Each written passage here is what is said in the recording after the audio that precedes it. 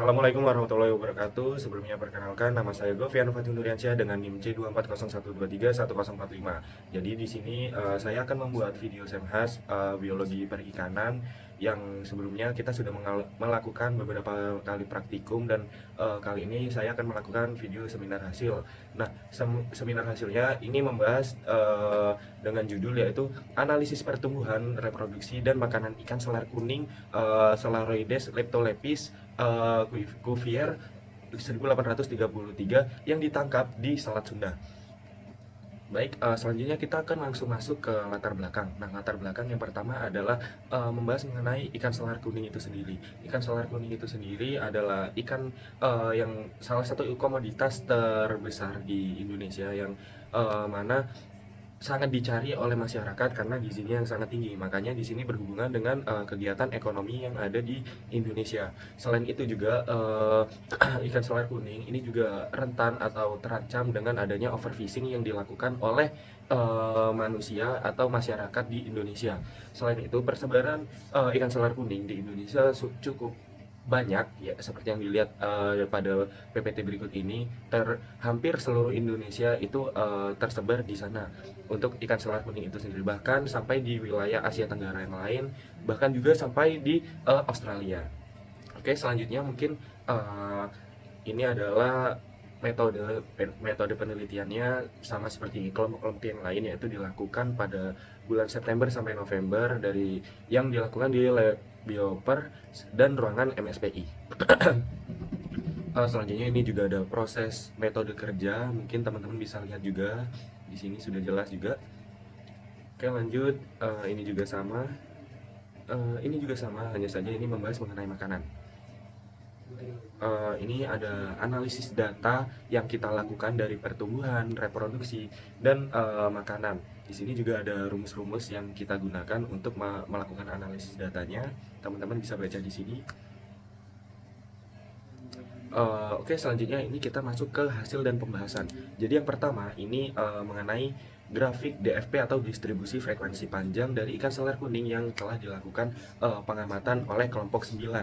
Jadi di sini untuk distribusi frekuensi panjangnya, untuk ikan selar kuning yang tertinggi ada di selang kelas 144 sampai 156 dengan frekuensi sekitar 25.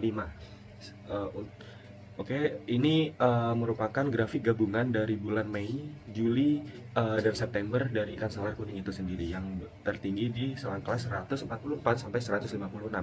Selanjutnya ada grafik HPP jantan.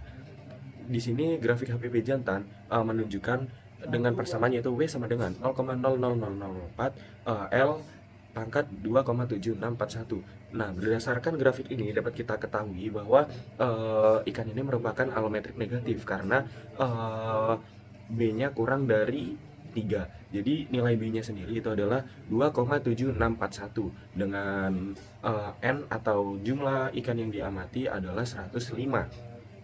Seperti yang teman-teman lihat di sini, untuk grafik HPB jantan sudah dimasukkan di sini dengan total, yaitu alometrik negatif. Hanya saja di bulan September itu ada yang positif, tapi tidak kita masukkan ke dalam PPT ini karena kita fokusnya ke jantan yang total.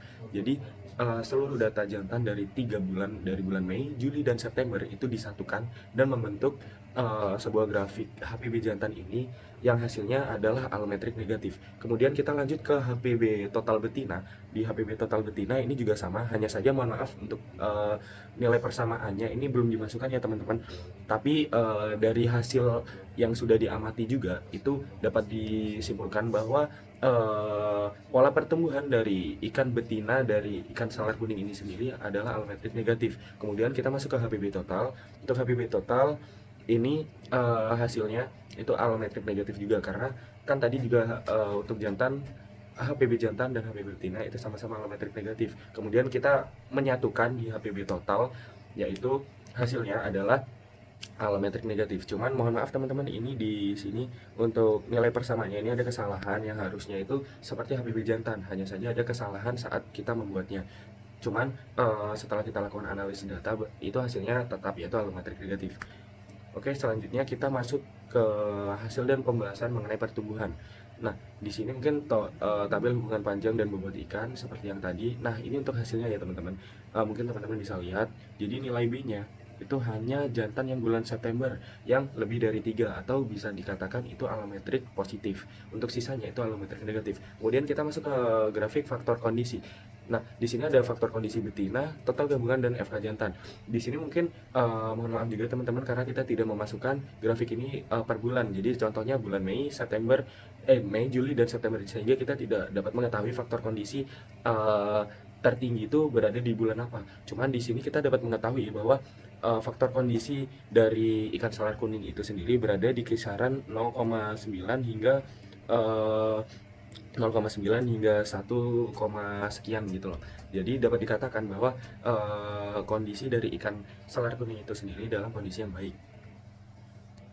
Oke, selanjutnya ini hasil dan pembahasan mengenai reproduksi. Yang pertama ada hubungan panjang dengan fekunditas ikan. Di sini mungkin teman-teman bisa lihat juga untuk hasilnya sendiri ada berupa persamaan, yaitu Y sama dengan 5,166,3 X pangkat 0,1484. Nah, di sini itu dapat disimpulkan bahwa setiap satuan panjang itu mempengaruhi fekunditas ikan dengan total 0,1484. Jadi berdasarkan grafik tersebut itu kita dapat mengetahui hubungan panjang dengan fekunditas itu sendiri, yang mana panjang setiap pertumbuhan panjang itu mempengaruhi fekunditas ikan dengan jumlah sekian.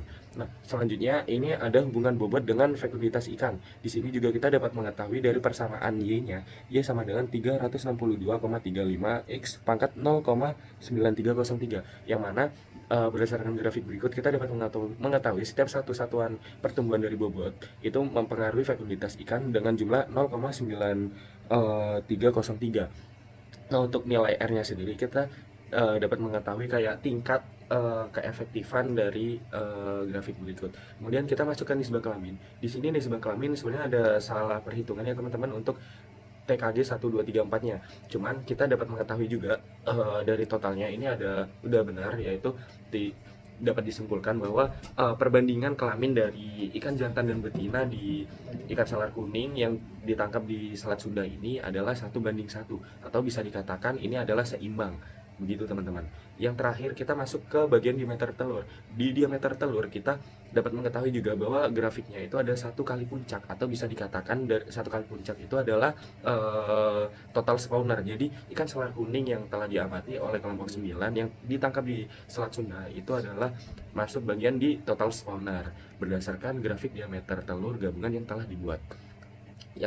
Oke, selanjutnya ini ada hasil pembahasan reproduksi untuk TKG jantan dalam 3 bulan. Ini didominasi oleh TKG 2, dan TKG total betina ini didominasi oleh TKG 4. Kemudian kita masuk ke IKG. Di grafik IKG sendiri ini dari tertingginya itu di TKG keempat, dan untuk yang jantan sendiri juga itu 4, menunjukkan apa ya, kayak ya ini sesuai dengan ketentuan yang ada.